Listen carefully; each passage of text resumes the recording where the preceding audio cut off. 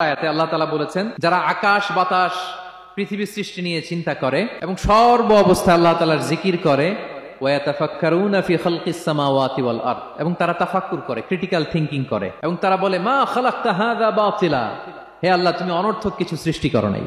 মনে রাখবেন, এই পৃথিবীতে আল্লাহ তাআলা অনর্থক কোনো কিছু সৃষ্টি করে নাই, করেছে? যেটাই সৃষ্টি করেছে এটা এর মধ্যে মানব কল্যাণ আছে না নাই? আল্লাহ তাআলা আমাদের জন্য কল্যাণ রেখেছেন। এবং এই আয়াত যখন নাজিল হল, বিষ্ণু ঈসা ইসলাম বললেন, ওয়াইলুন লিমান কারাআহা ওয়া লাম ইয়াতাফাক্কার ফিহা, ধ্বংস তাদের জন্য যারা এই আয়াত তেলাওয়াত করে কিন্তু এই আয়াত নিয়ে চিন্তা করে না, গবেষণা করে না। এবং কোরআনের বিভিন্ন আয়াতে আল্লাহ তাআলা বিষ্ণুনবীকে বলেছেন, নবী হে, আপনি আপনার উম্মতদেরকে নবীদের ঘটনা শোনান। কোরআনের 3 ভাগের 1 ভাগ হচ্ছে ঘটনা। পুরো কোরআনের 3 ভাগের 1 ভাগ কি? ঘটনা, স্টোরি টেলিং। কারণ গল্প মানুষের মনে দাগ কাটে। আল্লাহ তাআলা বলেছেন, ফাকুসুসিল কসাসা লাআল্লাহুম ইয়াতাফাক্কারুন, নবী হে আপনি তাদেরকে কিচ্ছা শোনান, ঘটনা শোনান, নবীদের কাহিনী শোনান, লাআল্লাহুম ইয়াতাফাক্কারুন, যাতে করে তারা ক্রিটিক্যাল থিংকিং করে। তারা লূত আলাইহিস সালামের কওমের ঘটনা যখন শুনে যে আল্লাহ তাআলা আপসাইড ডাউন করে দিয়েছিলেন, তারা যখন কওমে আদের ঘটনা শুনে, কওমে সামুদের ঘটনা শুনে, তারা যেন চিন্তাশীল হয়। এবং বিশ্বনবীর সাহাবী আবু দারদা রাদিয়াল্লাহু তাআলা আনহু উনি বলতেন, তাফাক্কুরু সাআতিন খায়রুন মিন কিয়ামি লাইলা, 1 ঘন্টা কেউ যদি আল্লাহর সৃষ্টি নিয়ে চিন্তা করে সেটা সারা রাত তাহাজ্জুদের সালাত অফার করার চেয়ে উত্তম। আমরা অনেকে মনে করি শুধু তাসবিহ পড়াই ইবাদত, জিকির করাই ইবাদত, শুধু কোরআন তেলাওয়াতই মনে হয় ইবাদত, শুধু কিয়ামুল লাইল করাই ইবাদত। কিন্তু বিশ্বনবীর সাহাবী, যিনি ইসলাম আমাদের চেয়ে ঢের বেশি বুঝেছেন, তিনি বলেন আল্লাহর এই সৃষ্টি শৈলী, এই সৃষ্টি নৈপুণ্য নিয়ে 1 ঘন্টা চিন্তা করা, ক্রিটিক্যাল থিংকিং করা, সারা রাত নফল তাহাজ্জুদের চেয়েও সেরা।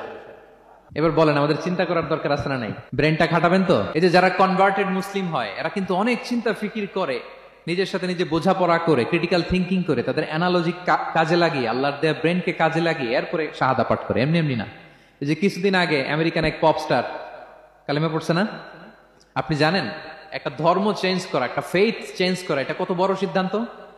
হ্যাঁ, বাপদাদার ধর্ম, বয়স 30-40, এতদিন যে ধর্ম মানলাম, এটাকে চেঞ্জ করে নতুন ধর্মে কনভার্ট হয়, এটা কত বড় সিদ্ধান্ত? Could you imagine that?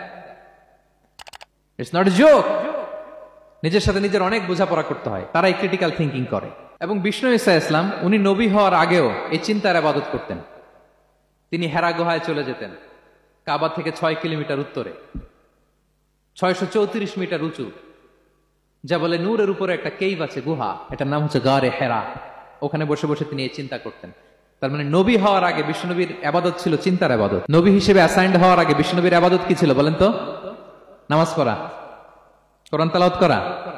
কোরআন তো নাজিলই হয় নাই, কোরআন তেলাওয়াত করবে কেমনে? তখন 6 মাস বসে বসে উনি ওখানে কি করেছেন বলেন? ধ্যানমগ্ন ছিলেন, তিনি চিন্তা করতেন। ওইটাই ছিল ওনার আধ্যাত্মিক শিক্ষায়তন। ওই নির্জন গুহার মধ্যে উনি যখন চিন্তায় মগ্ন ছিলেন, আল্লাহর সৃষ্টি শৈলী নিয়ে চিন্তা করতেন, ঠিক ওই মুহূর্তে, অন্তিম মুহূর্তে, ওই মাহেন্দ্রক্ষণে নাজিল হয়েছে ইকরা বিসমি রাব্বিকাল্লাযী খালাক, read in the name of your Lord who has created, পড়ো তোমার প্রভুর নামে যিনি তোমাকে সৃষ্টি করেছেন, শিক্ষা দিয়েছেন। তাহলে সম্মানিত সুধী, ইসলামের সূচনা হয়েছিল, এটা বলা যায় ফাইনালি যে ইসলামের সূচনা হয়েছিল চিন্তার ইবাদতের মধ্য দিয়ে।